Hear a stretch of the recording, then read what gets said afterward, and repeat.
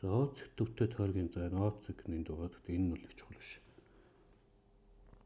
Тойргийн гадны орших цэгээс BD гэсэн шүргэгч DC гэсэн оглогч татваа.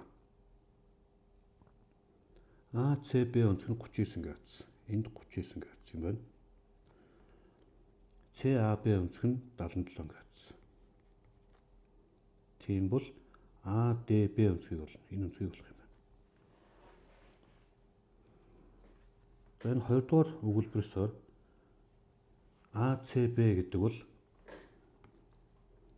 энэ өнцөг гэдэг бол тусан нумынхаа хагасаар хэмжигдэн. Тэгэхээр энэ нум нь AB гэсэн жижиг нум нь 39-ийг үржих нь 2 буюу 78 градус гэж болно.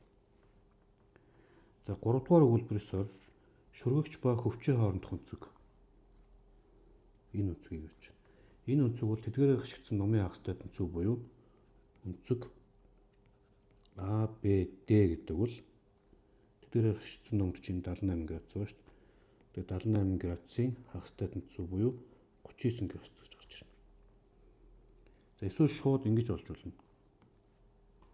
Энэ бол AB нумын хагас. Нөгөө талаас энэ гэсэндээ AB нумын хагас учраас энэ хоёр хоорондоо тэнцүү байна гэж шууд 39 градус гэж олсон ч болно. Энэ нь бол илүү амархан. За тэгээд цаашлуулад гурвалжны гадаад өнцөг буюу энэ 77 градус нь түүнтэй хамар биш нөгөө хоёр өнцгийнхөө нэлбэртэй тэнцүү байдаг. Тэгэхээр энэ дээр энийг нэмсэнтэй тэнцүү.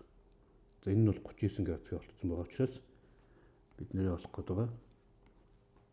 Өнцөг ADB гэдэг бол 77-оос хасах нь 39. За тэгэхээр энэ бол 38 градус гэж гарч ирнэ.